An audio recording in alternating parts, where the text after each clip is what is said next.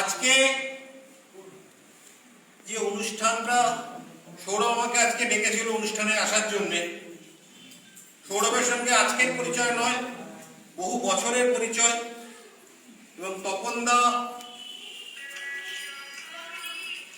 মারা যাওয়ার সময় তার অসম্পূর্ণ কাজের দায়িত্ব যে দিয়ে গেছিলেন দুজনকে, তার মধ্যে একজন সৌরভ।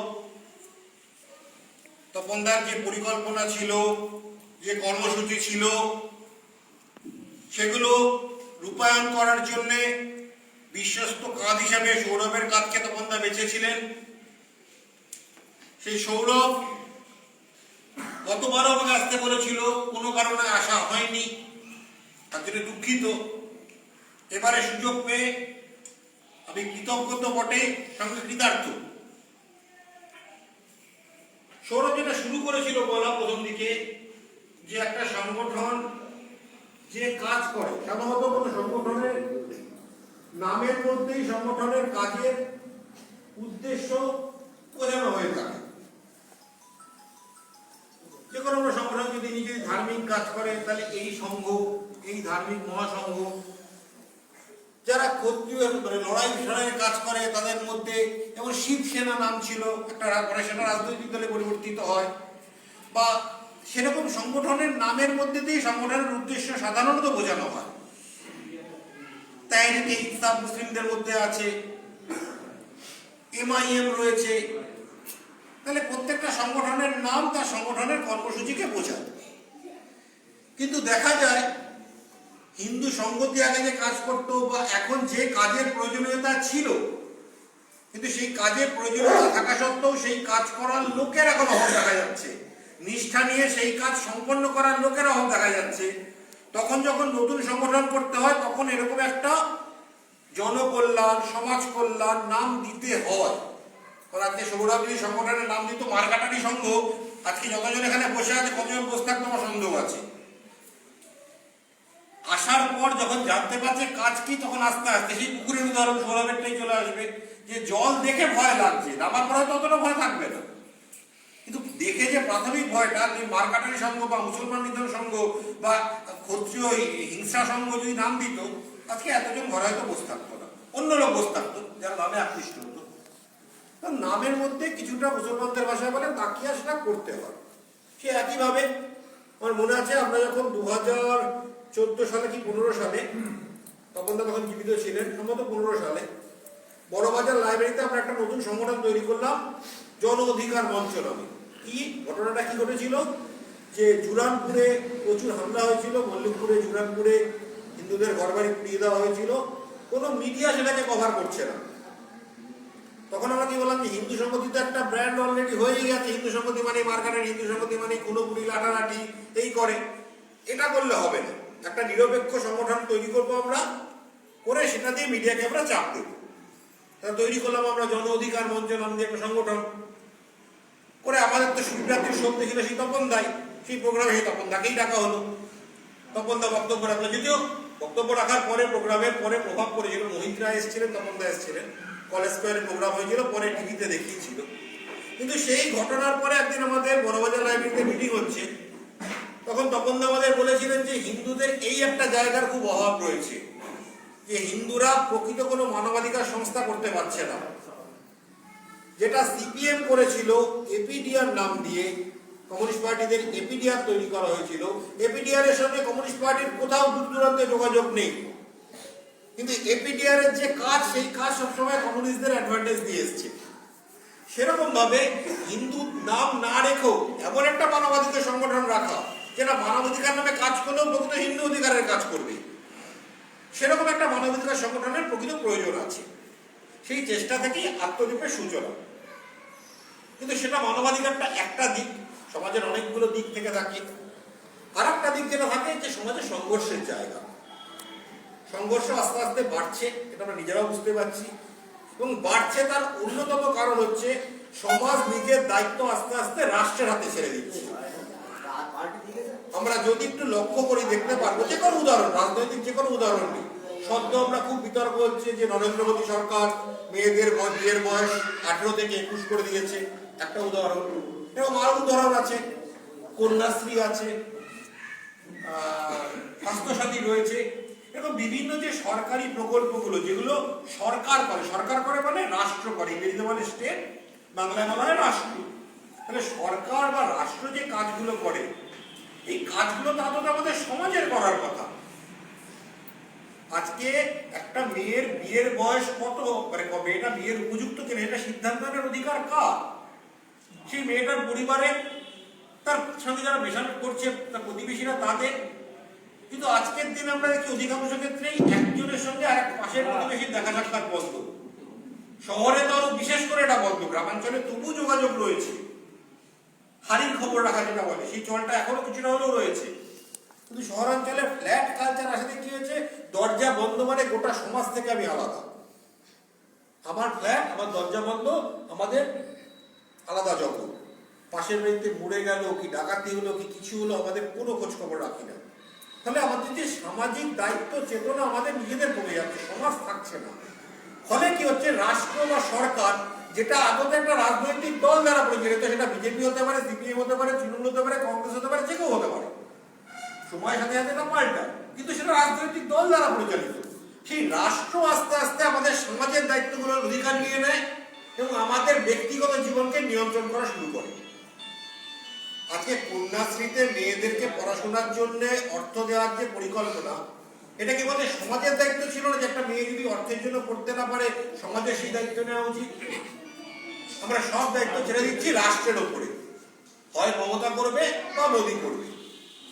এর ফলে কি হচ্ছে, আমাদের যে সমাজের যে অধিকার, সমাজের যে বন্ডিং বলে যেটাকে, আমাদের মধ্যে নিজেদের যে আটক রাখার ক্ষমতা, সেটা আস্তে আস্তে দুর্বল হয়ে যাচ্ছে। আর এটা যত দুর্বল হবে, এটা মূলত এটা হিন্দু সমাজের মধ্যেই হচ্ছে। কারণ আমাদের শিক্ষা দেওয়ার মতো, আমাদের মধ্যে যে অভাবটা ঘটছে সেটা বোঝানোর মতো কোনো অবস্থা বা পরিস্থিতি বর্তমান সমাজে নেই। যেমন একটা খুব সাধারণ উদাহরণ, লাভ জেহাদ। আমরা কি ভাবছি, মোদী আইন করে লাভ জেহাদ বন্ধ করবে বা মমতা আইন করে লাভ জেহাদ বন্ধ করবে। কিন্তু লাভ জেহাদ যে একটা বিপদ বা একটা আমাদের সমাজের জন্য একটা ক্ষতি, সেটা একটা মেয়েকে, একটা 14 বছর 15 বছরের মেয়ে, তাকে বোঝানোর জন্য আমাদের কোন সামাজিক ব্যবস্থা আছে না? তার বাড়িতেই নিয়ে আলোচনা হয়, মুসলমানদের থেকে কি বিপদ, মুসলমান হিন্দুদের থেকে কোথায় আলাদা, একটা মেয়ে মুসলমান সমাজে যদি বউ হয়ে যায় তাহলে তার কি কি তাকে অসুবিধা ভোগ করতে হবে, তার বাড়িতে আলোচনা হয় না। সে যেখানে টিউশন করতে যায় সেই ব্যাচে আলোচনা হয় না, স্কুলে আলোচনা হয় না। এখন নয় স্কুল বন্ধ, স্কুল যখন চালু ছিল স্কুলে আলোচনা হয় না, খেলার মাঠে বন্ধু বান্ধবদের মধ্যে আলোচনা হয় না, তার টিচার তাকে বলে না, খবরের কাগজ তাকে বলে না, সে যখন সিনেমা টিভি দেখে সেখান থেকে সে জানতে পারে না। তাহলে মেয়েটা জানবে কোত্থেকে বিপদটা? একটা মেয়ে যে লাভ জেহাদের পড়া থেকে নিজেকে আটকাবে, তার জন্য তো জানতে হবে বিপদটা। আগুনে আমরা হাত দিতে, ছোটবেলায় বাচ্চাদেরকে আমরা আগুনে হাত দিতে দিই না, যে আগুনে হাত দিলে হাত পুড়ে যাবে। কিন্তু অনেক বাবা মাকে দেখেছি, আমার নিজের সঙ্গে আমি দেখেছি, ছোটবেলায় আমি যখন হ্যারিকেন ছিলাম, ছোটবেলায় কারেন্ট ছিল, বাইরে থাকতে বাড়িতে কারেন্ট এসছে, হ্যারিকেনের কাছে একবার মারা নিজেরাই হাত দিয়ে দিয়েছিল। ওই যে টাকা খেয়ে দেওয়ার কখনো কাছে হাত দিইনি। তাহলে ওটার থেকে যে আমার একটা ভয়ের সম্ভাবনা যাবে, তাকে জানতে হবে, বুঝতে হবে। কে জানাবে? সমাজ তো তাকে জানাচ্ছে না। আমরা অপেক্ষা করে আছি মোদী আইন বানাবে তবে সেটা বন্ধ হবে, বা মমতা আইন বানালে সেটা বন্ধ হবে। তাহলে আমরা সামাজিক দায়িত্ব ভুলে গিয়ে রাষ্ট্রের ওপর বা ঘুরিয়ে রাজনৈতিক দলের ওপর নির্ভরশীল হয়ে যাচ্ছি। মানে রাজনৈতিক দল তাদের ইচ্ছে মতো আমাদের চালাচ্ছে। তার যখন ইচ্ছা হবে সে তখন মন্দির করবে, যখন ইচ্ছা হবে মন্দির করবে না। তার যখন ইচ্ছা হবে সে লাভ জেহাদ বন্ধ করবে, তার যখন ইচ্ছা হবে সে বাড়াবে না। সমাজের প্রয়োজন তার কাছে বড় নয়, তার রাজনৈতিক লাভ ক্ষতি তার কাছে বড় হয়ে গেছে। কারণ সমাজ, নিজের সমাজ চেতনা তার মধ্যে নেই। আর এই সমাজ চেতনা দেওয়ার মূল দায়িত্ব থাকে সমাজের যারা শিক্ষক শ্রেণী তাদের, স্নেহাশিসদের মধ্যে যারা শিক্ষক রয়েছেন তারা, এবং তার চেয়েও বড়, তার চেয়েও বেশি প্রভাব পড়ে ধর্মগুরুদের, গেরুয়া পোশাক পরিহিত ধর্মগুরুরা। কিন্তু দুর্ভাগ্যের বিষয়, ভারতে খুব কম গেরুয়া বসন পরা ধর্মগুরু আছেন যারা তাদের শিষ্যদেরকে এই বিষয়ে অবহিত করেন, এই বিষয়ে জানান। তারা প্রত্যেককে শিষ্যকে কি বুঝান?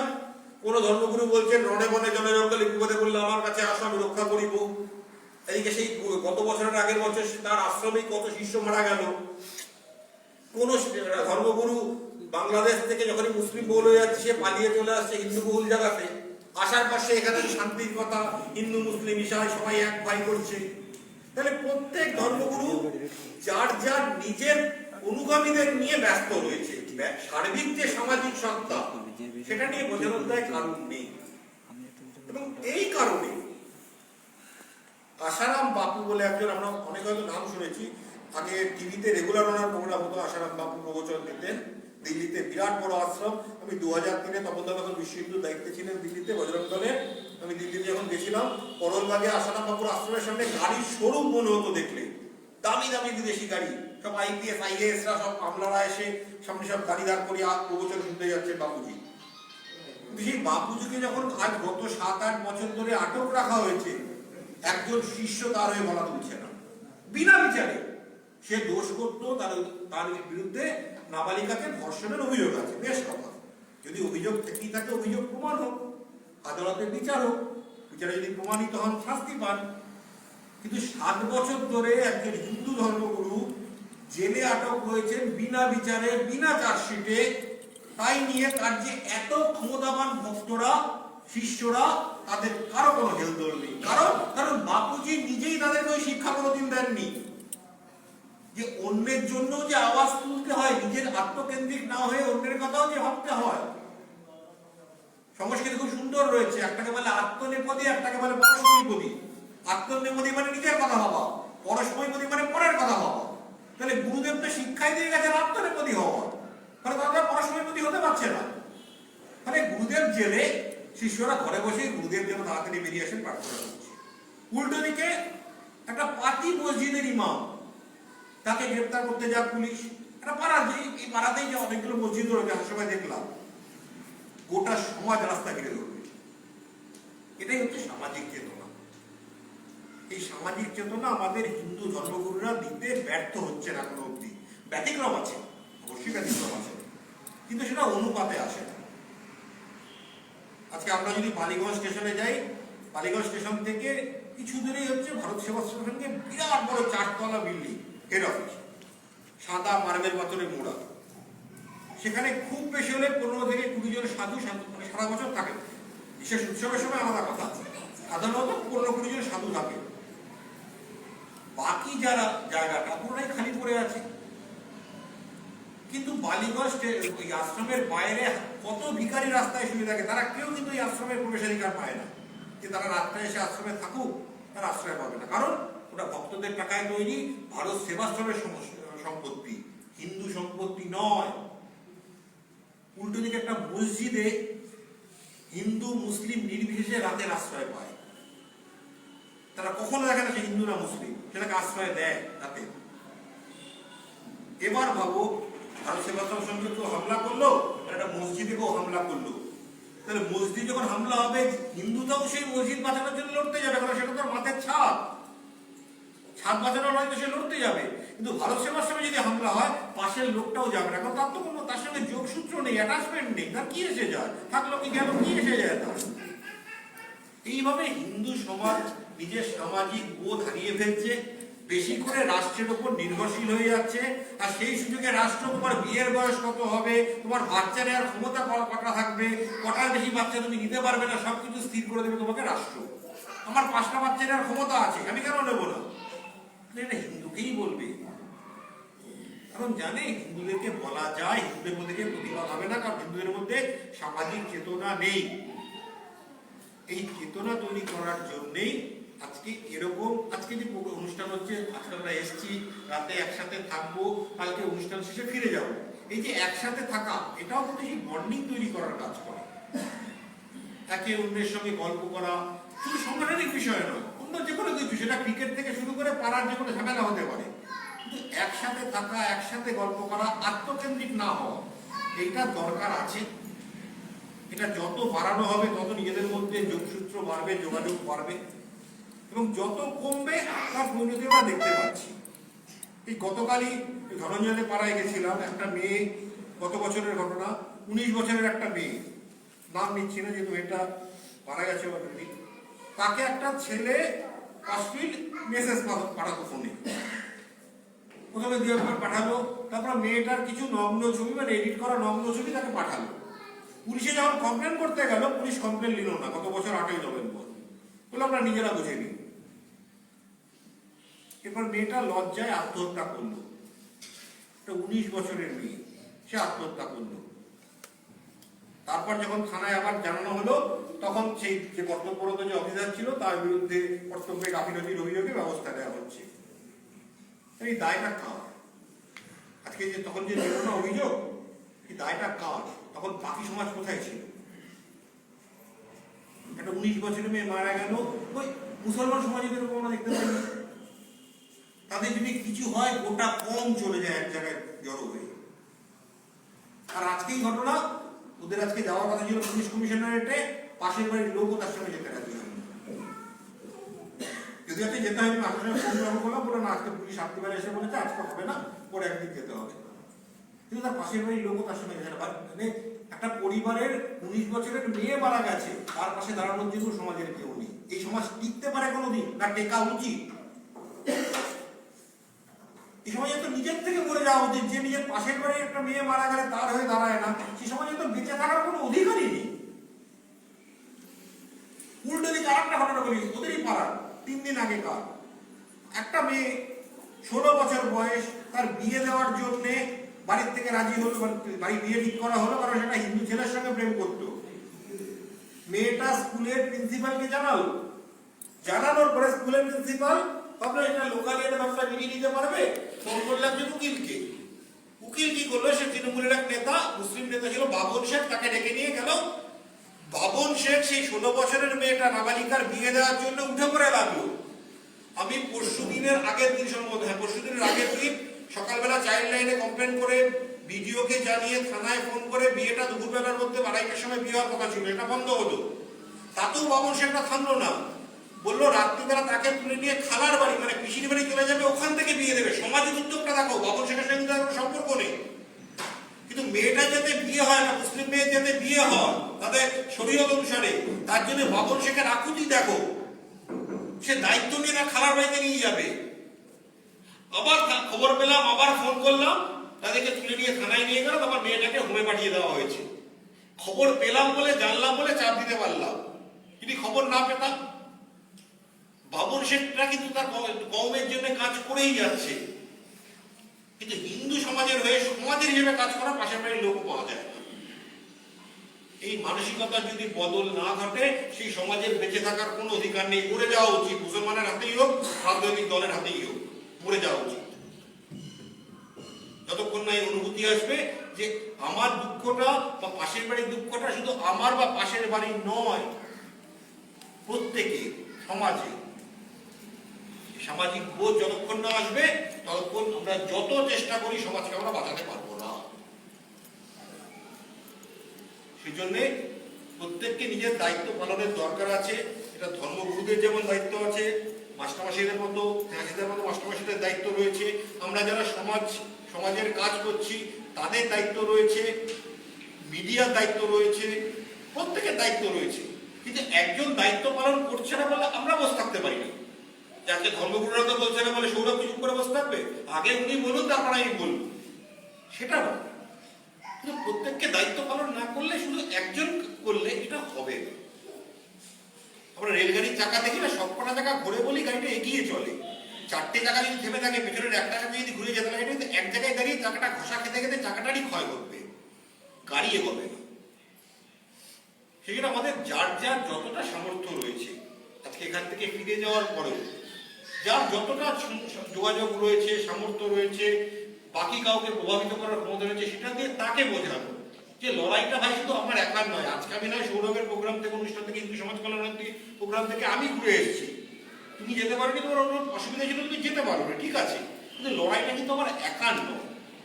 আজকে আমি লড়াইটা করছি তোমার জন্যও করছি। এই বোধটা প্রত্যেকের মধ্যে একজন থেকে 5 জন, 5 জন থেকে 25 জন, 25 জন থেকে 125 জন ছড়াতে হবে। না ছড়ালে একজন হয়ে বসে থাকলে লাগবে না। একজন যতই শক্তিশালী হোক না কেন, বা কেবলই 5 জন আসবে তার সঙ্গে পারবে না, 5 জনের সঙ্গে পারলেও 50 জনের সঙ্গে পারবে না। এই শক্তি বাড়ানোর প্রয়োজন রয়েছে। তাই শক্তি বাড়ানোর উপায়টা কি? উপায় হচ্ছে সামাজিক বোধ তৈরি করা, সমাজকে ঐক্যবদ্ধ করা। তাতে একটা ভূমিকা সামাজিক কার্যকর্তাদেরও আছে, আমরা সেটা পালন করার চেষ্টা করছি। আজকে এই অনুষ্ঠান সেটারই একটা প্রতিফলন। আমরা চেষ্টা করব যে নিজের নিজের দায়িত্ব ঠিকভাবে পালন করা, যাতে আমরা বিজুদা যেটা বললেন যে একবার 2/3 যদি পশ্চিমবঙ্গের অলরেডি চলে গেছে। স্বাধীনতা সংগ্রামে একজন মুসলিমও ফাঁসিতে প্রাণ দেয়নি, একমাত্র আশরাফুল্লাহ খাঁ ছাড়া, তাও বাংলার নয়, উত্তরপ্রদেশের কাকুরি ষড়যন্ত্র মামলা। তাহলে বাংলায় 2/3 মুসলিম হওয়া সত্ত্বে একটা মুসলিমও প্রাণ দিল না, কিন্তু তারা 2/3 জমি পেয়ে গেল। বাকি যে 1/3 জমি আছে সেটা আমাদের রক্ষা করার দায়িত্ব আমাদের। কারণ আমরা দেখেছি কোনো জায়গায় যখনই হিন্দু কমে যায় তাদের অধিকার আস্তে আস্তে সংকুচিত হতে থাকে। আমরা দেখেছি কাংলা পাহাড়িতে দুর্গা পূজা বন্ধ হয়েছে, আমরা দেখেছি দেহট্টে সরস্বতী পূজা বন্ধ হয়েছে। কোনো রাজনৈতিক দলকে শুধু জন্য দোষ দিয়ে লাভ নেই। রাজনৈতিক দল সেটাই করে যেটা তার ভোটে তার লাভ হয়। কোন রাজনৈতিক দলই কোন সম্প্রদায়ের প্রতি বাড়তি প্রেম বা বাড়তি রাগ নেই। পরিষ্কার বলছি, তৃণমূল যেমন মুসলমানের প্রতি বেশি ভালোবাসা বা হিন্দুর প্রতি রাগ নেই, বিজেপিরও যেমন হিন্দুর প্রতি বেশি প্রেম বা মুসলমানের প্রতি রাগ নেই। এটা প্রত্যেকের মাথায় বসিয়ে নেওয়া উচিত। তারা সেটাই করে যেটা বলে তাদের রাজনৈতিক লাভ হয়। কিন্তু পুজোটা তো বন্ধ হচ্ছে সমাজের। এই অর্থে সরস্বতী পুজো বন্ধ হলে তার ক্ষতিগ্রস্ত হলো, হিন্দু সমাজই তো ক্ষতিগ্রস্ত হলো। কাংলা বাড়ি পূজা বন্ধ হওয়া হিন্দু সমিতি মামলা করে চালু করেছিল, কিন্তু আরো অনেক কাংলা বাড়ি রয়েছে যেগুলো আমরা জানতে পারিনি। মুর্শিদাবাদে এখন বহু গ্রামে হিন্দু না মেয়েদের শাখা পড়া পড়ায় বারণ হয়ে গেছে, সিঁদুর পড়ায় বারণ হয়ে গেছে। মসজিদের সামনে দিয়ে মৃতদেহ নিয়ে যাওয়ার সময় হরে রাম হরে কৃষ্ণ বলা যাবে না। তাহলে কোনো জায়গা থেকে হিন্দু যখন সংখ্যা কমে যায় তখন তার অধিকার আস্তে আস্তে কমতে থাকে। আর আমরা সেই পশ্চিমবঙ্গকে আবার একটা সেই বাংলাদেশে রূপান্তরিত হতে দেবো কিনা? কারণ এখান থেকে ঢিল ঝড়া দূরত্ব যদি বারাসাতে যাই, বারাসাতে গেলেই মনে হয় বাংলাদেশ এসে গেছি। আজ থেকে 5 বছর আগে দাড়ি টুপি বোরখা ভিড় ছিল না, কারণ তখন ওদের সংখ্যা সেই পরিমাণে আসেনি যেটা ওরা নিজেদের আত্মপ্রকাশ করবে, তাই লুকিয়েছিল, সংখ্যা বাড়াচ্ছিল, লুকিয়েছিল। আজকে ওরা নিজেদের প্রকাশ করছে যে আমাদের দাড়ি টুপি বোরখা আমরা দেখাবো, তোমরা পারলে ঢুকে দেখাবো। ওরা চ্যালেঞ্জ ছুড়ে দিয়েছে। এই চ্যালেঞ্জ আমরা সমাজ দিতে পারবো কিনা তার উপর নির্ভর করছে আমাদের সমাজ কতদিন টিকবে, আমরা কতদিন টিকবো। এবং শুধু আমরা নয়, আমাদের ভবিষ্যৎ প্রজন্ম। আমরা হয়তো টিকে যাবো, আমাদের যা বয়স হয়েছে 30 বছর হয়তো টিকে যাবো, তারপরে ভবিষ্যৎ প্রজন্ম, আমাদের ছেলেমেয়েরা, তাদের ছেলেমেয়েরা, তারা কি আবার এখান থেকে লাথি খেয়ে অন্য জায়গায় যাবে, নাকি তারা ধর্ম পরিবর্তন করবে? সুন্নত করতে হবে তাদেরকে আবার। তাদের জন্য কি সমাজ আমি রেখে যাব, এই দায়িত্ব আজকে আমাদের উপর।